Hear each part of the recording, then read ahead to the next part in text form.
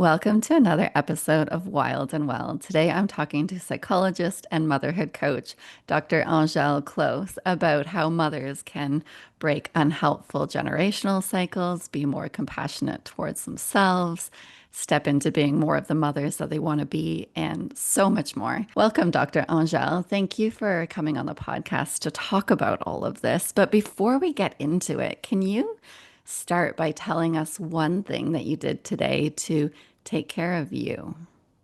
Oh, that's a good question. Um, I mean, my go-to is coffee because that's like honestly the most important thing in my morning.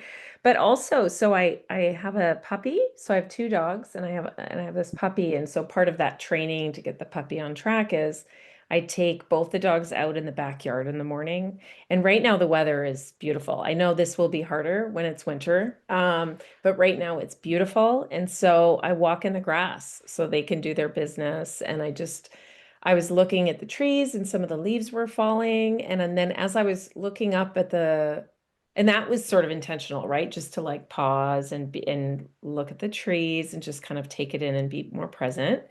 And and then I looked up and there was a crescent moon like at the top of the sky that I noticed. And it was a moment of just awe. Like it was like, oh, I didn't expect to see that. Yeah, and that was one of those kind of glimmer moments. So I'm going to say that was what I did today that just really felt like kind of a short little connect with nature. That was really helpful for my nervous system.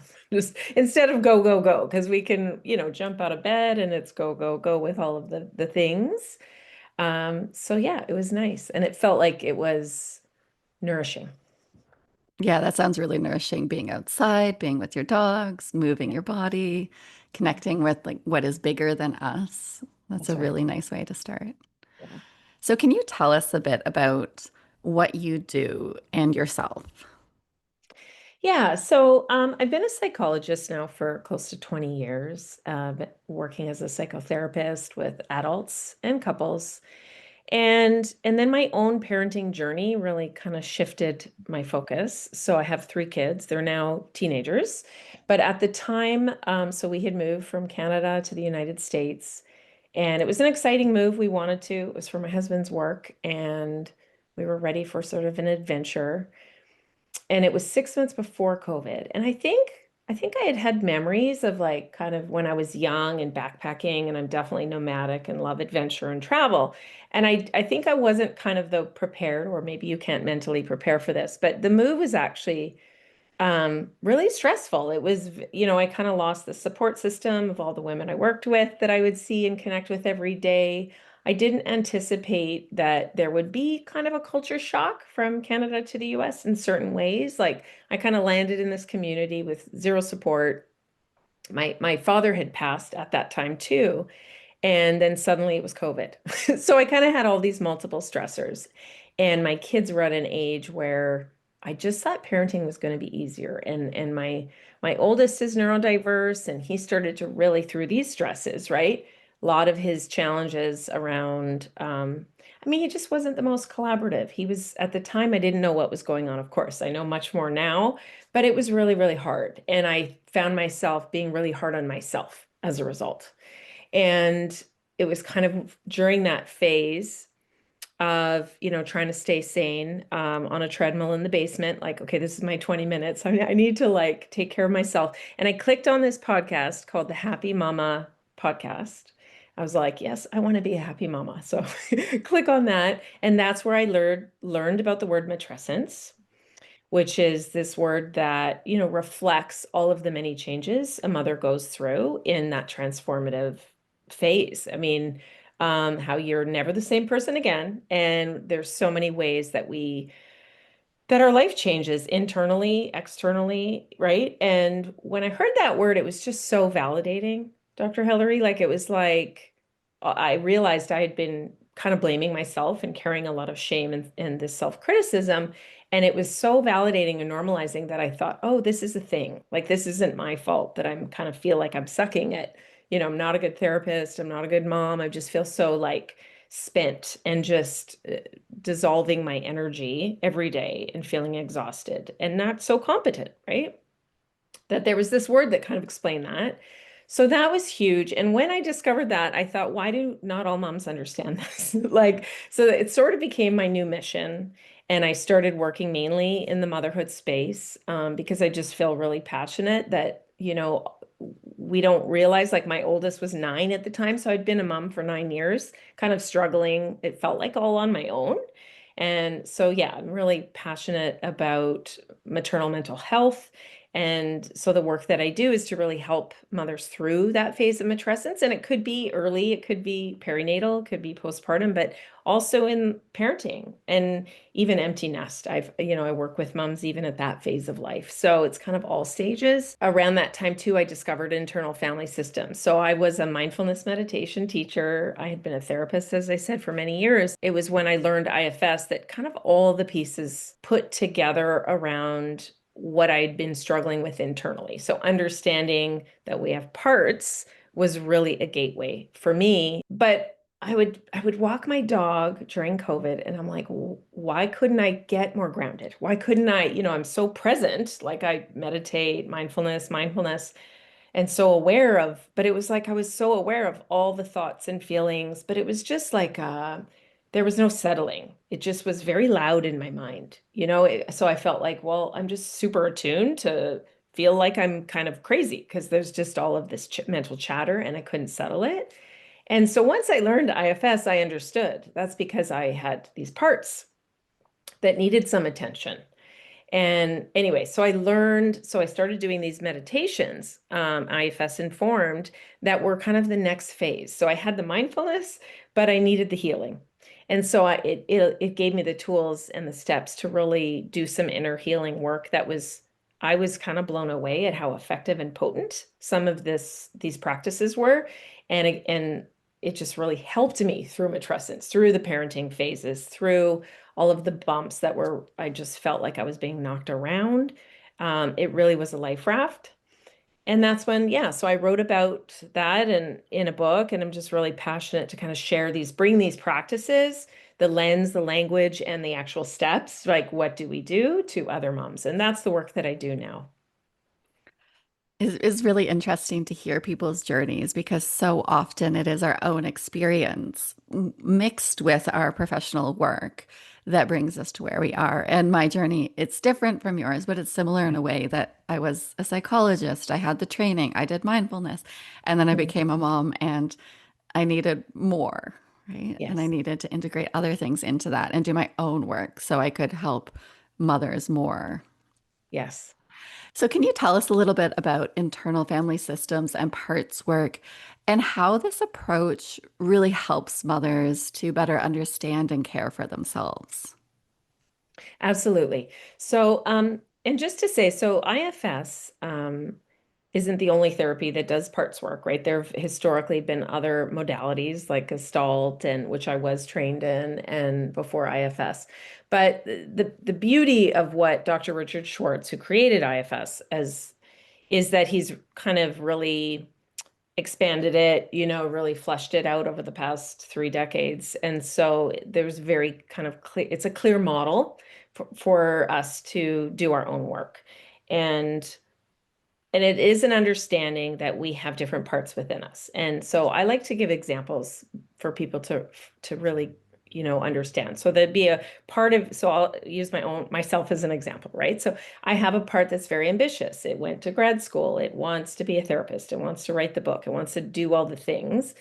And it feels very different from the part of me that's more maternal, the part of me that wants to be with my kids and have a relationship and just all of the things around parenting. And so for a long time, before I understood matrescence in parts, I thought that was wrong or bad. Like I felt like there was this inner pull, this inner tug of war. And so understanding, oh, so that's parts, right? So in IFS, we have different types of parts, mostly understanding that they are self-protective. So, do you want me to like fully explain the model? I don't want to like go in As like much as you think would be useful, like if okay. you want to Yeah. focus more on Yeah. like the mom parts or Yeah. how it is that it Yeah. affects moms, up to Yeah. you. Okay. So the idea being, right, that as we're human, we are growing and adapting. Is one of the greatest things about humans is we can adapt to our environments. And we have these different parts within us that have their gifts, their abilities. Um, and when we're adapting in our childhoods, our parts can help us in kind of a double-edged sword. So what happens is if we have all of our needs met, which is would be amazing and great, then wonderful. Then we can be that vibrant, we can be our true authentic self, right? We're able to we feel secure and we can flow with life and really expand into our truth of who we are. But unfortunately, too many of us, right, because of, passed down trauma from generation to generation, that we live kind of in a society that's fairly broken in many ways around, racism and classism and ableism and these, interlocking systems of oppression, unfortunately, and power means that we have these burdens that we carry. And we have people trying to function and cope with these burdens, often through addiction or ways that they've coped, right? So we grow into a family, say with parents. So my own family, my two parents had their own experiences of trauma that they hadn't healed and been able to process. So then my childhood is, I am sort of subject to how their protective systems are coping. And so then my parts are going to help me avoid what's painful, what's difficult. And so it turns out that because of all culture, which isn't so great with feeling our feelings and how to cope and process those feelings, right? Wounded people can't really do that so great. Our system ends up finding ways to sort of shut down our emotions that aren't safe to feel. So, for instance, if you grew up in a family where it's not okay to be angry, right? The kids aren't allowed to express their anger. They're maybe shamed or punished or go to your room. Like this was often very the traditional ways kids might be parented. So that child's parts are going to learn that. Oh, it's not okay to be angry. So a protector part's going to kind of suppress that, so part inside will carry the anger because, of course, we're hardwired to feel that anger, right? We're hardwired with these emotions for good reasons, but it's not safe to feel it. So the protector is going to shove that down. And the part that carries that anger or that it could be fear, it could be feelings of shame or vulnerability, that becomes what we call an IFS in exile. So it's exiled into the system. So this is kind of how we can suppress and kind of push down these emotions. And then that child's going to move through their world, learning to not show that anger. But the anger is still in there and it's necessary for healing, right? And so that person's probably going to find inevitably in life that anger is going to get touched. So the exiles eventually, because life, we can't fully suppress all of our emotions and vulnerability. Things in our environment, in our relationships are going to activate that. But then it's very destabilizing. It's very upsetting, right? I had one mom I worked with who, similar situation. Her dad was very angry. He was actually ended up being very kind of abusive in his anger. It was out of control anger. And she never wanted to be like that. And so she has a part that keeps that down. But the challenge is when you're a mom, well, of course you're going to be frustrated. You're going to be angry sometimes because it's human. But then now she feels shame around it, right? So now she has a part that carries the shame around it. So this is kind of how our parts, and I've sort of through my answer mentioning a couple mom parts, and I have realized working with moms, and that's kind of a bulk of my book and my work is that we do have these mom parts that derived from learning our cultural and societal myths around what historically or what culturally, what is espoused as what is a good mom, which that idea has changed over time, right? So the current, moms of today are under this umbrella of what's called an intensive mother. So we have new expectations than say the moms in the 70s or the moms even in the 20s, right? Um, a large part because of psychology and developmental psychology and all of the work that our culture is doing on prioritizing children's mental health, which, of course, 50 years ago, that wasn't the case. So it's always changing. But our parts absorb these ideas. And that was true for me. And this is what I definitely see in the moms that I work with is we have parts that carry these rules of what it means, and then they internalize that, and then their parts take on these roles. And this is where it can create a lot of pain for us, is when our parts shift into roles that are very extreme.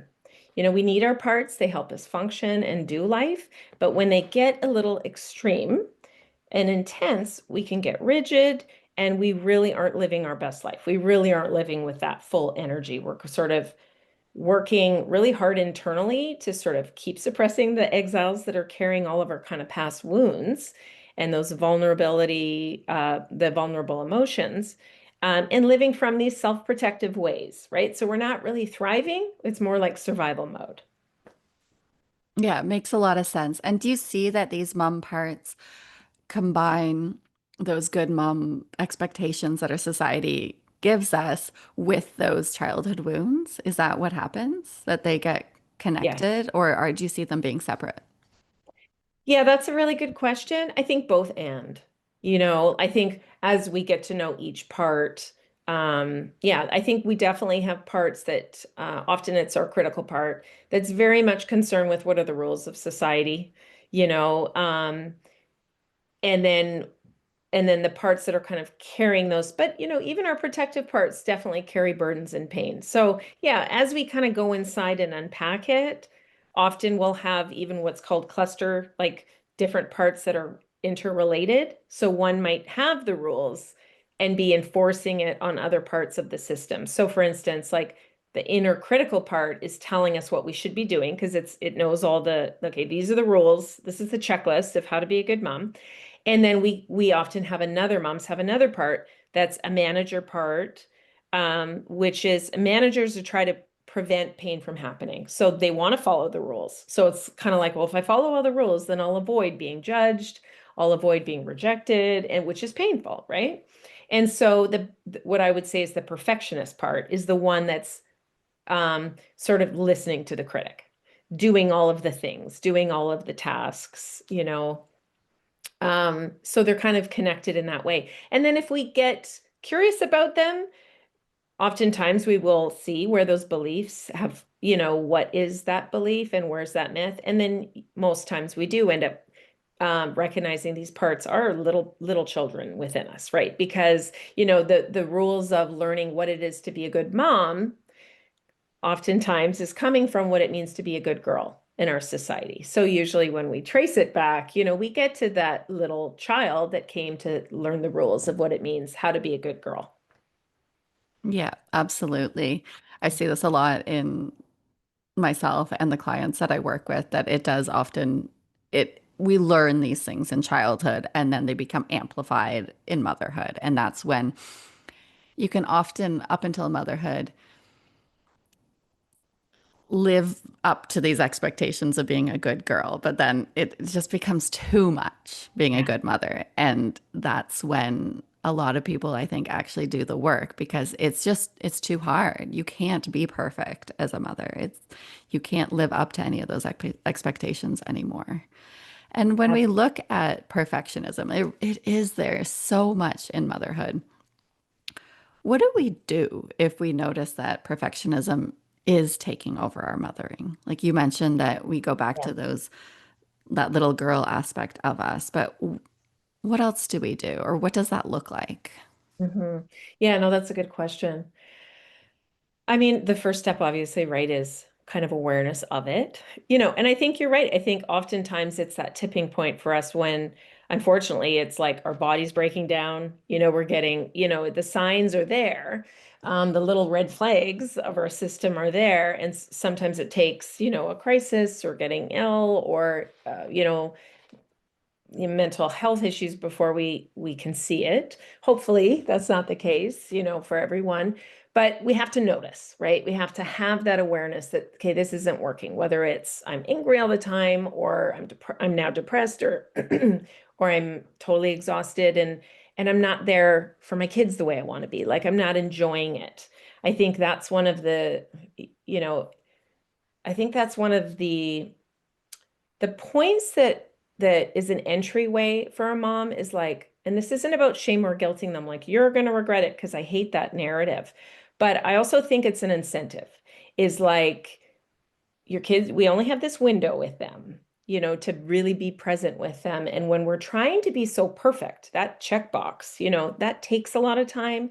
It takes our energy, and we're more focused on doing all of the things, making that perfect lunch and the meal and the bed and the cleaning and all of this, all of our time and attention is so external to actually sitting and being with our kids in those present moments. It can pull us away.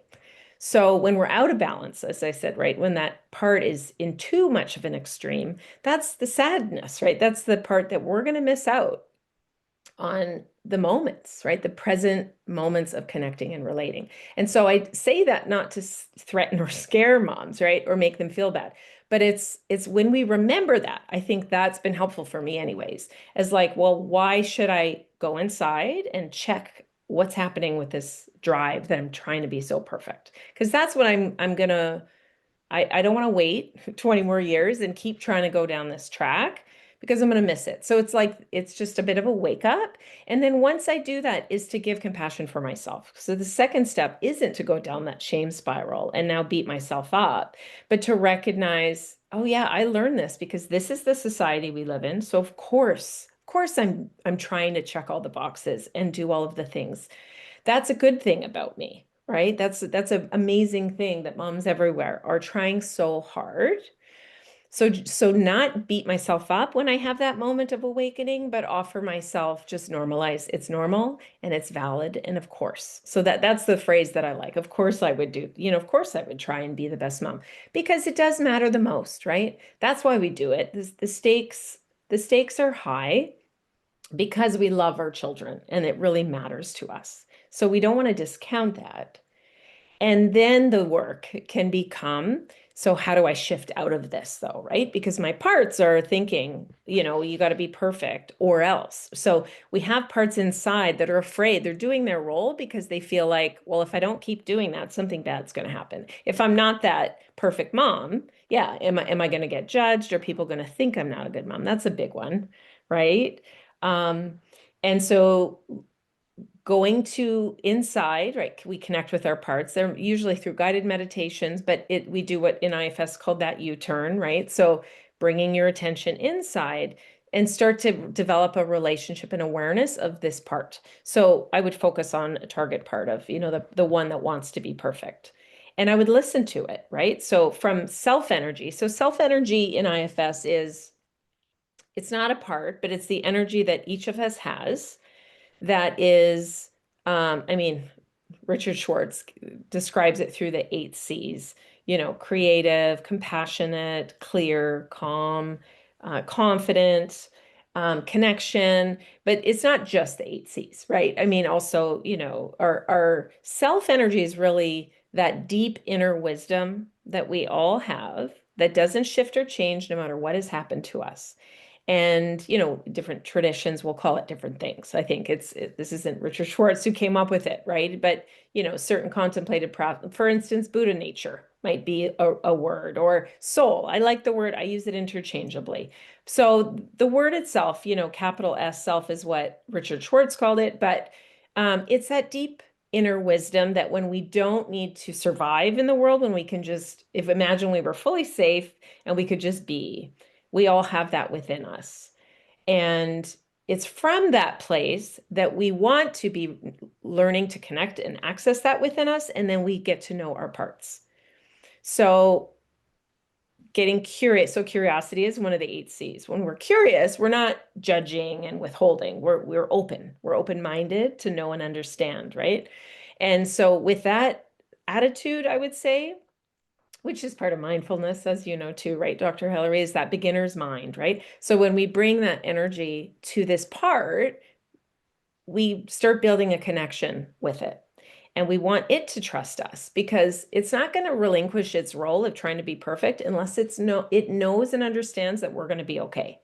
And of course, if this is a part that's been there since you were a little girl, right? You didn't have the supports of, safe, secure adults maybe around us, and the world was a lot scarier when you didn't have so many resources available. So we just had to learn the rules really good. But now we have more strength. We have more resources. We're an adult. So we're connecting with this like inner child part, and start building that trust. And we want to hear their story. We want to understand what they're so afraid of would happen if they didn't do that job.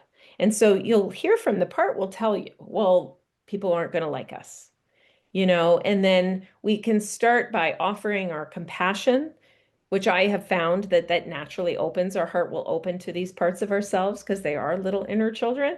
The heart will naturally open, and then we can convey that compassion and that gratitude. Thank you for doing this for me for so long. We usually find these parts are quite exhausted and they don't want to keep doing this job. And so it becomes a dialogue now where we're befriending this part, we're inquiring, what are they afraid of? And we can assuage their fears, right? We can let them know, like, I can handle it because I'm a grown up. And if you're willing, you can, this is the unburdening healing that can happen, is these little parts can start to release some of these beliefs. And in IFS, there's a whole ritual process that we might have them release that, the belief that I'm not lovable unless I'm good, right? So we've learned, so many of us, it boils down to not being lovable or not good enough to get our needs met. But now they can have their needs met because we're there, right? And so we're not dependent on a parent who wasn't able to give us what we needed. And so they're ready to give those beliefs that I'm not good enough um, into the air or into the earth or into fire or any kind of imaginative way. And it's almost like somatically releasing that energy out.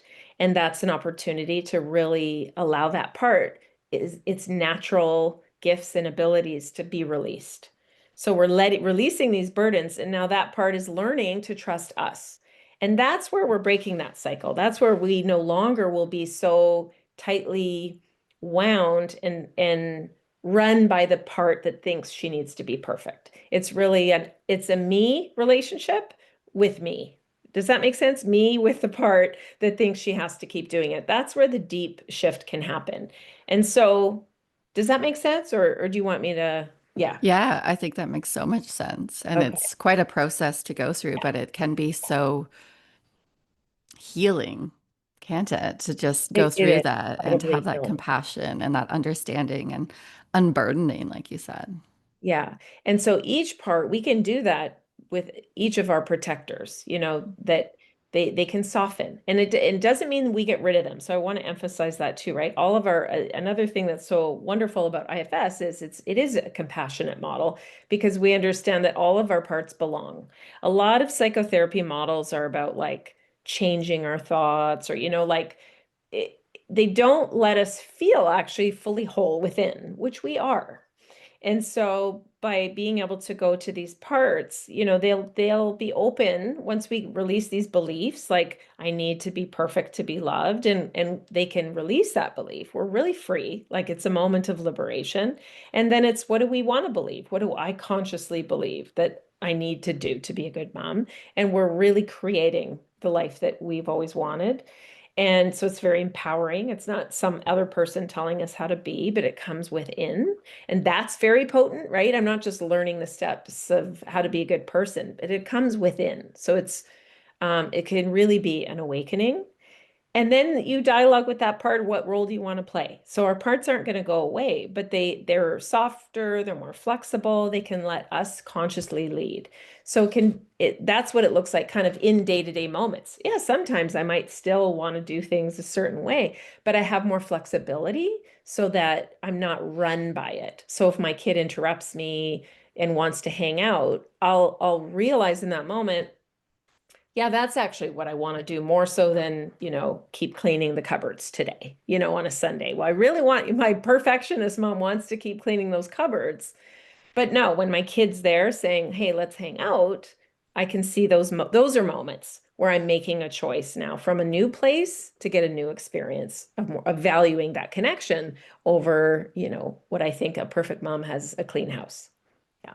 So those parts are still there. That perfectionist part might still be there, but you're more the leader of your life and your decisions. And they may pop up from time to time and say something, but Yes. they don't have as much weight. Is that correct? That's exactly it. That's right. And they will pop up. And in times of, and that's why kind of it should IFS is for me is like a lifelong practice because I'm always relating to my parts because it's not like a one-off and then now you ignore these parts and then you just power through. It's an ongoing inner relationship with yourself. And in times of stress or certain things can, yeah, reactivate these parts. Like, are we sure we're okay? Yeah, we're okay. Because just like humans, relationships, right? Trust builds over time. And so we need to have that kind of repetition of like going inside and all of there are many things that we do to help support those changes that we're going to make, right? But yeah, it's definitely not a one-off when we're breaking cycles. It's, I would never want anyone to think that because they'll wonder, what's happening? I did that whole unburdening and now, now I'm still struggling. Yeah, most things we have to keep doing. Like we can't just go to the gym and That's lift right. some heavy weight and be done with it. You have to keep practicing. You have to keep those skills and keep those muscles sharp and strong. What about when it comes to our kids' big emotions and when they act in ways that like we don't like? Mhm. How can we be less reactive and more helpful in these ways? What can we do in those moments? And how does the parts work come into that? Because I think so Yeah. many mothers and parents in general, we see ourselves and we want to be a certain way, but then when big emotions come around, it brings up a lot in us, and it's hard to actually act like the person you ideally want to be. Oh, yes. Oh, yes. Absolutely. Right. This is when the rubber meets the road. I mean, it's another reason why I do love this model because it's helped me just so overall have more compassion to the parts of me that react. Right. So I was, prior to IFS, I was trained as an emotion focused therapist. And so suddenly my kids started having these big emotions, and they were, as I said, a little older, 9, 7, like that's for me where motherhood got harder because I thought I would be great. I'm an emotion focused therapist. Yes, I'm going to be great at all of this. But I had parts react and they would want to shut down the strong emotion. And so what I've learned and realized, right? And this is why I think the most important parenting tool is to do our own work. I mean, you can learn strategies and how to set boundaries and blah, blah, blah. But until you do your own healing, your parts are going to keep reacting according to your own childhood. So if you grew up in a home where you didn't learn how to, where emotional expression wasn't validated, it wasn't safe, secure, and uh, a helpful place to process all of your stuff, which is a lot of people, you're going to have inner parts that are going to react in those ways. Your protective parts are going to want to shut down your kids. And so, the most important thing that I have found, the most helpful, is the more that I am able to be with my vulnerable emotions and my parts and unburden my exiles, then the better able I am to actually stay regulated and be with my kids with their big feelings. Does that make sense? Yeah, I'm nodding along Yeah. as you say this because Yeah. it's absolutely true. I think anybody listening can agree Yeah. with that from their own experience. When it triggers Yeah. something in you and you react, you can't be there for them. But if you're able to process your own stuff ahead of time, not in that moment necessarily, but you've done your Yeah, own so work, it that's right. helps.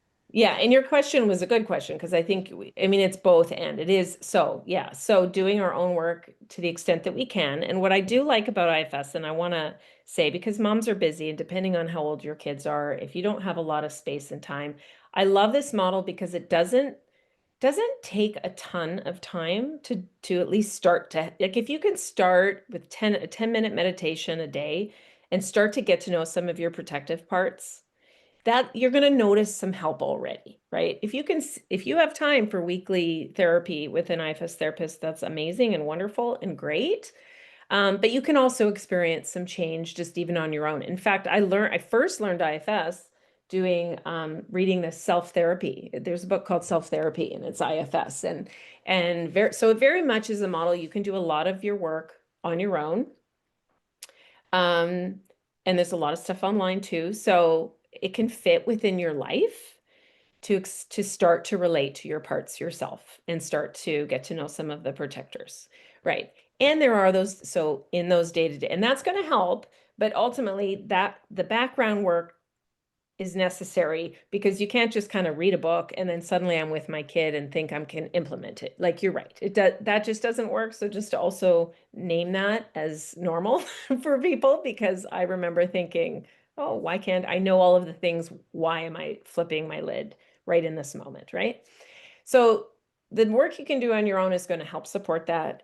And then what I found is, in those tough moments, any kind of awareness. So once you've already got that relationship with your parts, when you're now with your kids and you start to notice, you can have and work on, I mean, it's a practice, but this what's called dual awareness, right? So I can ideally, if I can stay with enough self energy, it's not like I'm going to be fully in self and calm and connected. And I actually really want to dispel this idea, right? Because moms want to be calm, but it's okay that you have parts that aren't calm. And when your kid is maybe saying something unkind or rude or dysregulated, and so they have these big angry, like some of these emotions, our own nervous systems are going to react. And our parts are connected with our nervous systems. They experience a threat, they're going to react.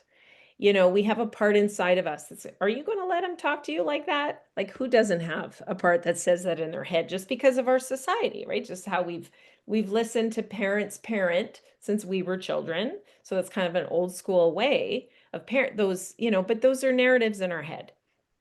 And so we're going to have this stuff pop up.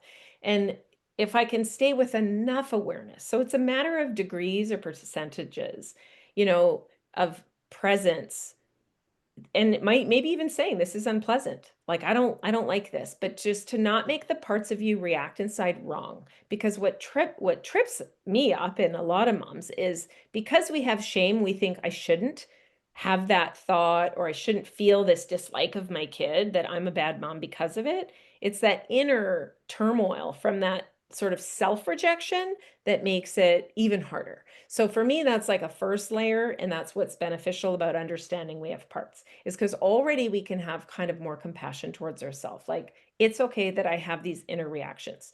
Do I want those to be the parts that are speaking to my kid? No. This is where we're trying to do the work, right? I can think something in my head. I can have a part that, say, wants to, swear back at my teen when they swear at me, but I don't want to let that part have the microphone, so to speak, right? But I can speak from a more grounded place and not discount my parts. So I can say, and I have found this to be very helpful, is and it does take practice, but I will take a deep breath, and I'm feeling the heat. My body wants to react, right? Because my nervous system's getting all activated. And I'll say, I have a part that's really upset right now, so I'm going to take a minute. Or I'll say to my kid, I'm going to give you a minute and I'm going to come back. So that's one, is like, I don't even want to let my part speak. So I'm just going to, but I can say, I'll be right back. I need a minute. And then, get some space, and that will calm my nervous system. And in that, I can take 3 breaths to just go inside and just kind of notice the parts that are here. Just, okay, what parts are here? What are you afraid is going to happen?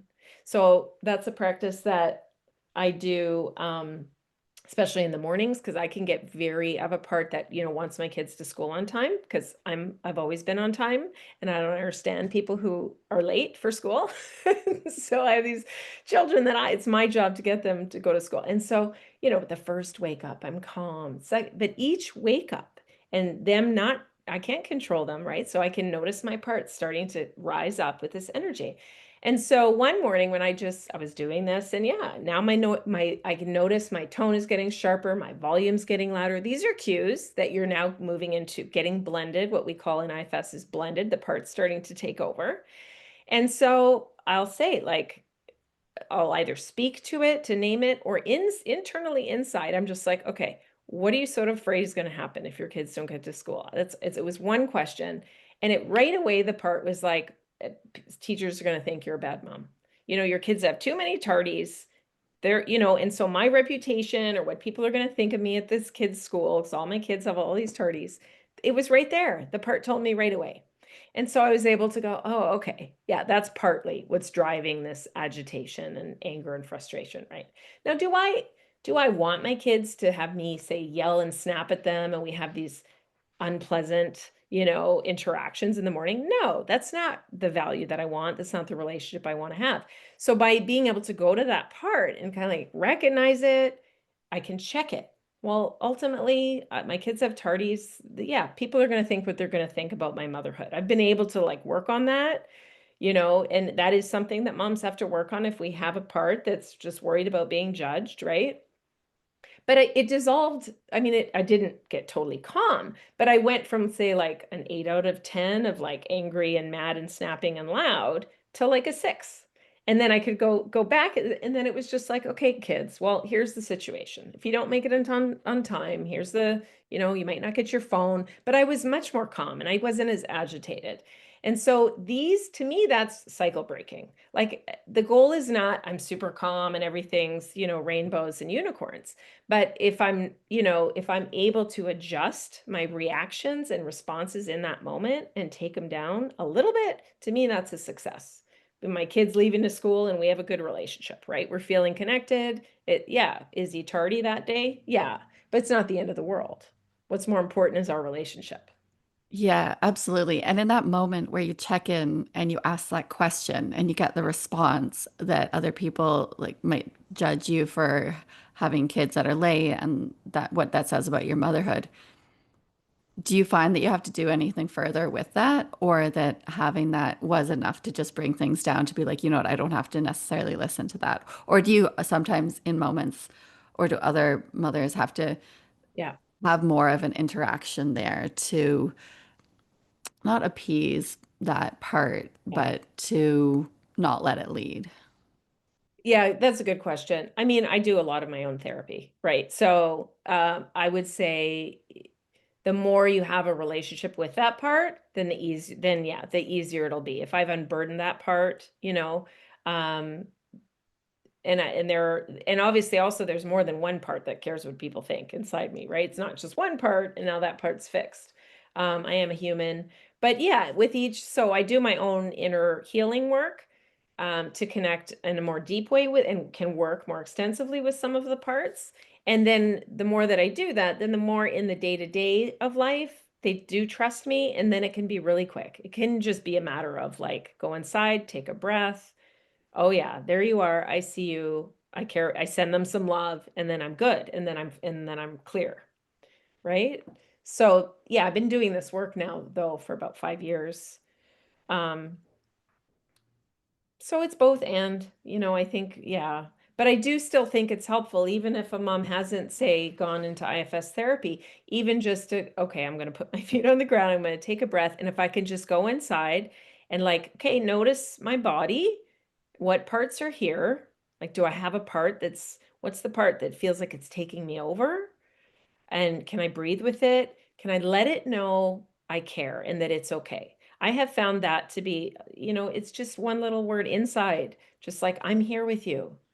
And then you'll notice, be experiment to see, but just that, just turning inward and saying, okay, I care that you're upset, that can calm our nervous system even 10-15%. We can the parts, they feel seen and heard, so they don't it's like they realize, okay, it's not just me leading, driving the car or, at the head of the wheel here. And so that can be a huge shift. But then later you might have to say, I'll come back to you later, or, yeah, we want to have an ongoing relationship with our parts.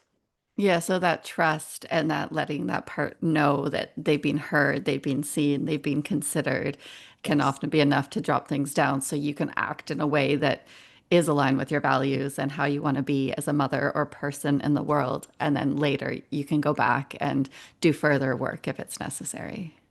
Exactly. You said that perfect.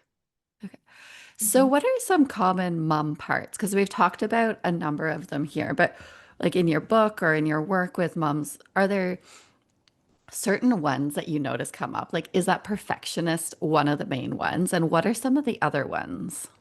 Yeah, it is one of the main ones, as is the inner critic. I have met one mom who says, "Oh, I don't have an inner critic, but only one." And I'm still interviewing her, trying to understand. That's fascinating to me. But in general, most of us have an inner critic that will focus on our motherhood because it wants us to be a good mom. And so that part, renegotiating its role can be very, very liberating and helpful. And it opens up that antidote of self-compassion instead of being so hard on ourselves.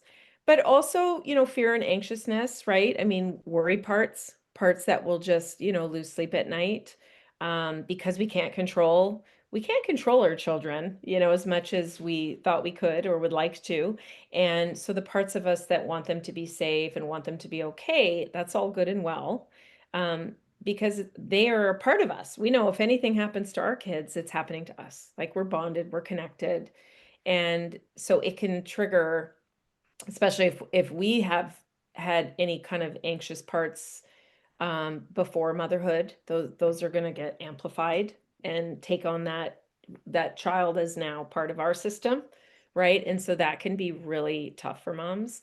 And certainly there, like any anxiety, right? Fear is a functioning emotion. We're hardwired with it for good reason, and it can get over exaggerated. It can become debilitating in our lives because of the way our brains work, and our parts can just take things on and live in the future and rob us from moments of kind of peace and serenity in the here and now. So being able to work with those parts are very important. Also, guilt and shame, right? I mean, we know that term now, mom guilt. It's such a phenomenon that we have this language for it, that moms feel guilty. Well, why do moms feel so guilty?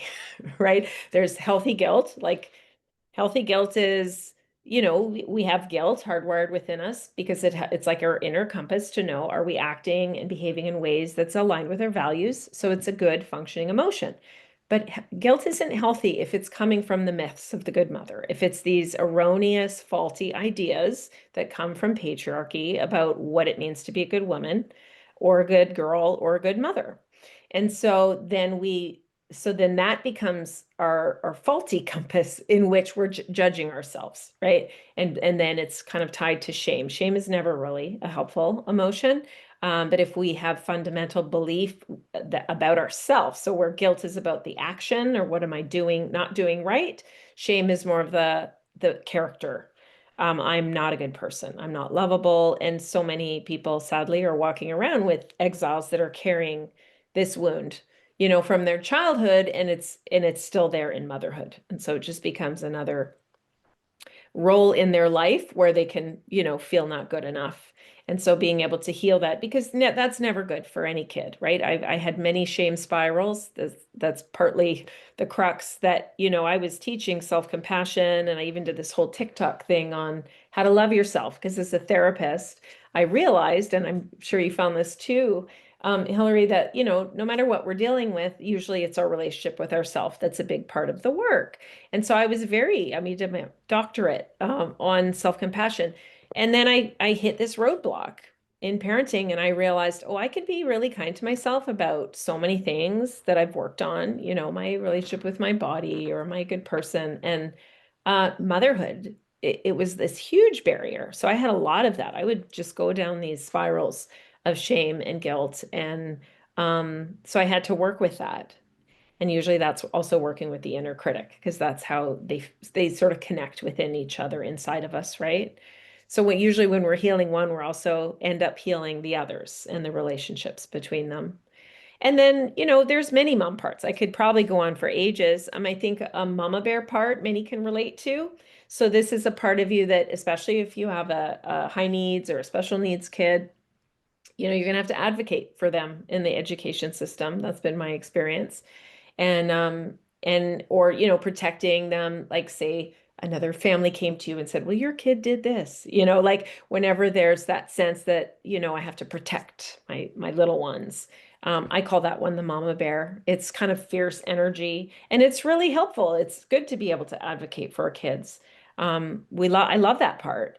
And at the same time, right, when it's mixed with a little more self energy, it's usually more effective. If the mama bear part, if we're fully blended with it, sometimes that's the one that's, if it taken over, it's maybe causing arguments with the other parent, and it's not behaving in the best interest of the kid or your relationship with your kid, right? This is where the kids go like, Mom, you're embarrassing me by acting like this in public, right? So I love mama bear energy, and it makes a ton of sense that we have it. But like all of our parts, if we can have a little awareness of it, if we don't want them to feel too extreme in their roles and burdened by the system, we want them to be able to connect with us, self energy inside of us. And so that it's more of a collaborative, it's a collaborative union as a system.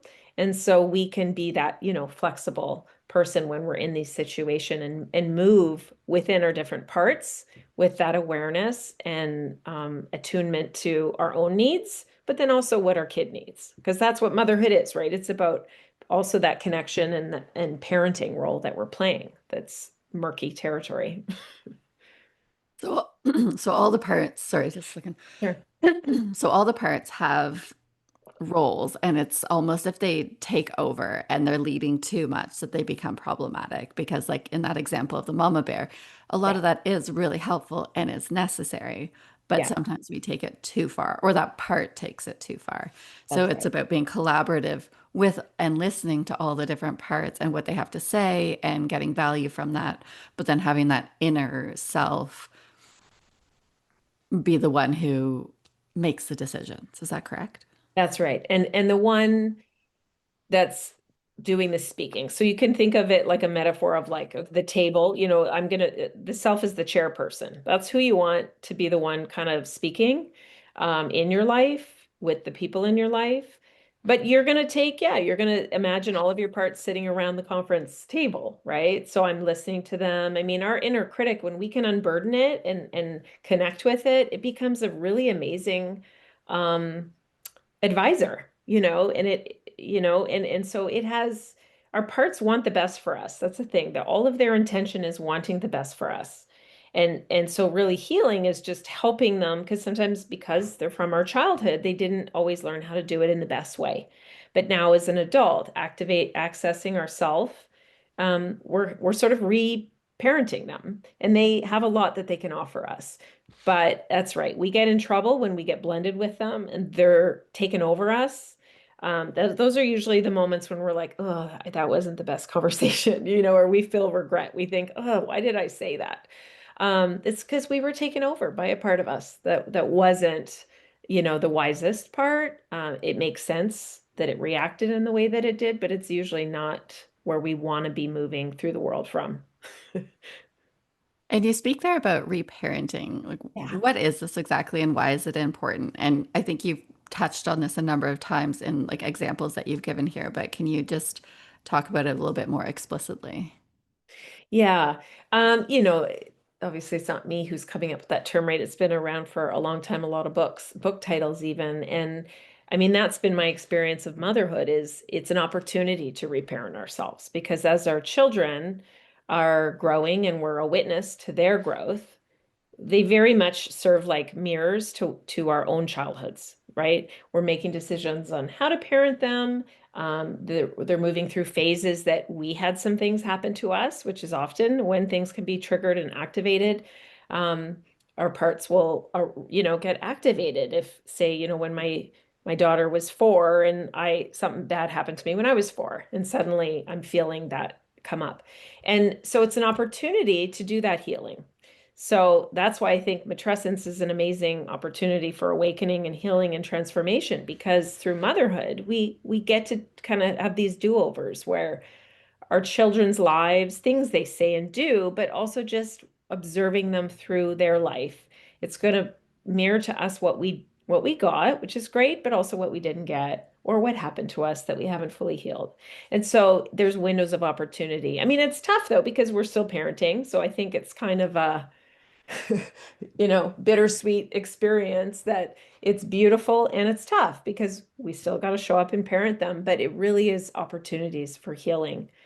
Um, and I believe we can do it. And so, yeah, that's why I'm learning IFS, but I'm always still open to learning how are the ways that we heal. And I love your questions, like how do we do that work, reparent ourselves, break these cycles so we're not burdening our children, Mhm. and so that they'll have to do that work.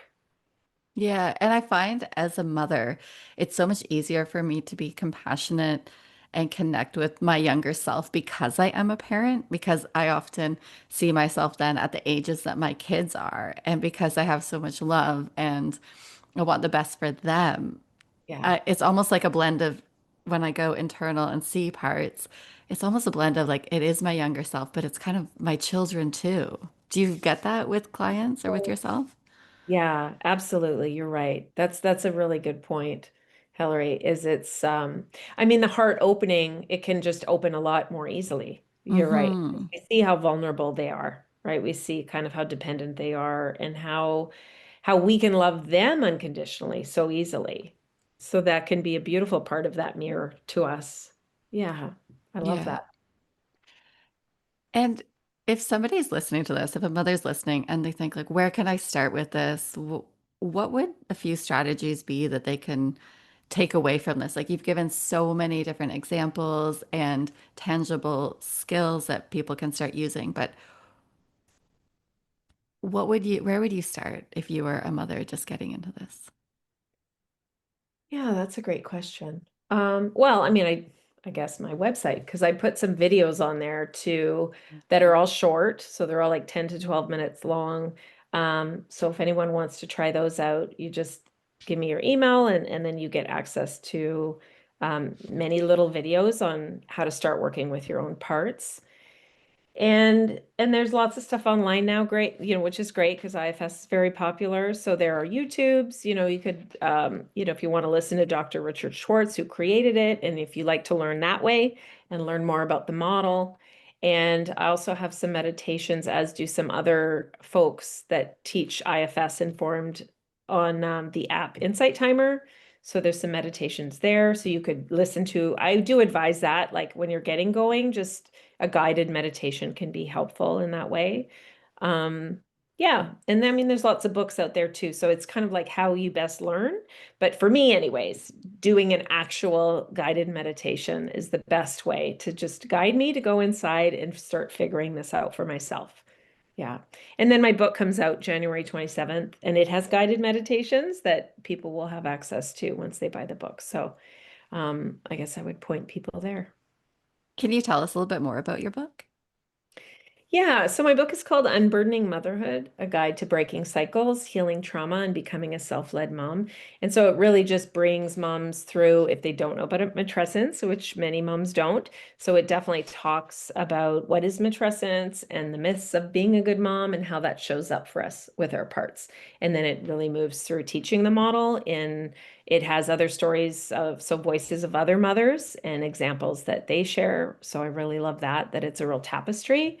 So it's not just me. I certainly do share some of my own experiences in there, but it offers experiential practices. So each end of chapter will have like something you can reflect on, writing, or do a meditation so you can do the work yourself alongside you read the book. Yeah. That's great that you have the meditations on Insight Timer because that I think, like you say, like I absolutely agree that doing meditations and experiencing it can be such a great way in. So that's Yeah. excellent that people could do that, read your book and do that at the same time. I imagine that combo would be really excellent. Yeah, I hope so. And I know there are some people that think, they have a part that resists meditation. Mm. Right? That's like, oh God, I can't do that. I don't want to do that. And I respect that and I appreciate that. But to keep trying to learn, because even if you understand the concepts, there's ways that we can connect, even just body awareness, just even, or if you like writing and journaling, you don't want to sit and meditate, but there are writing exercises you can do just to dialogue with your parts. So there's lots of different ways for people who say don't want to do meditation. And was there anything that you wanted to talk about here or you think would be important to bring up that I didn't ask?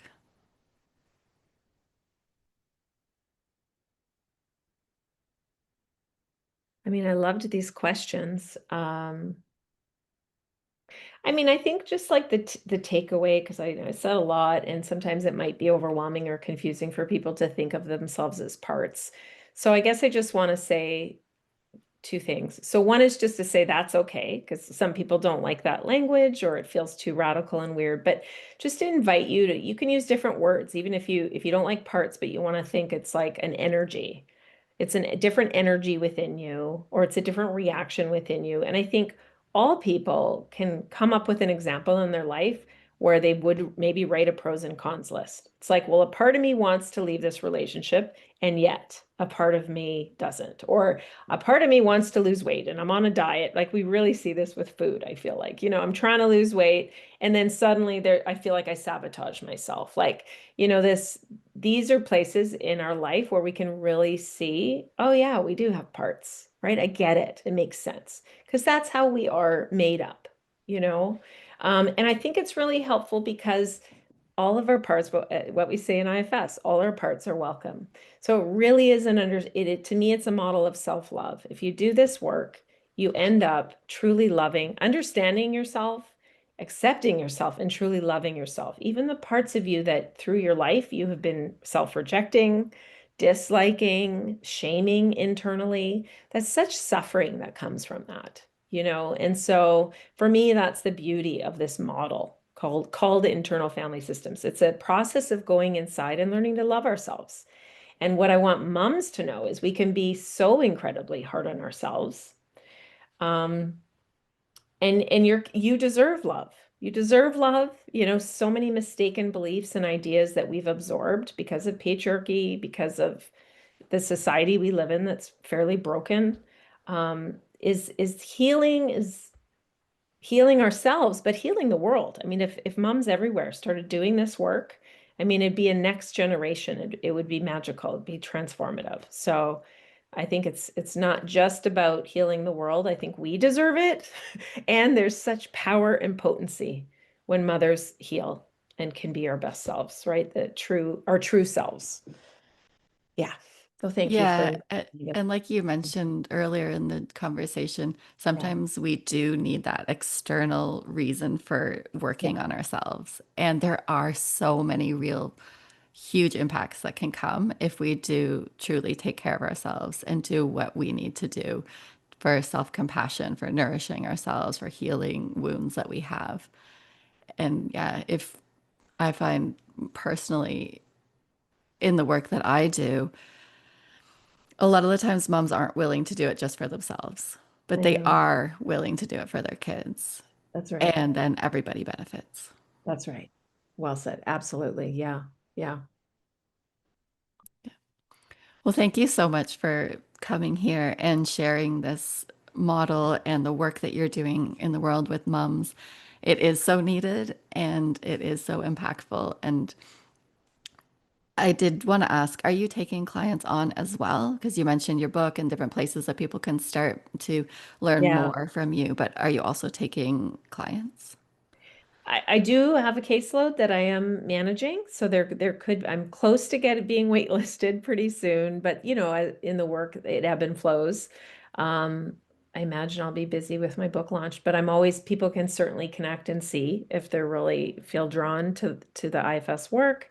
And then if they also subscribe to my website, because then I do plan on doing more community-based, group-based things in the future with my book launch and retreats. And so there'll be opportunities, absolutely. So I would appreciate that. Okay, excellent. Well, we can share everything in the show notes, but just for Right. people who don't look at show notes, can you just tell us what your website is and what Yes. your socials are? Yes. So Dr. Angele Close.com. And so that's DR, and my name is Angele, and close, like close the door. People don't know how to spell it. And there's also, you can go to unburdeningmotherhood.com, which is also will connect you to the website. And it's the same handle on Instagram, and I'm on TikTok. And so yeah, they can find me there lots of ways. Well, thank you so much for your time and everything that you're doing.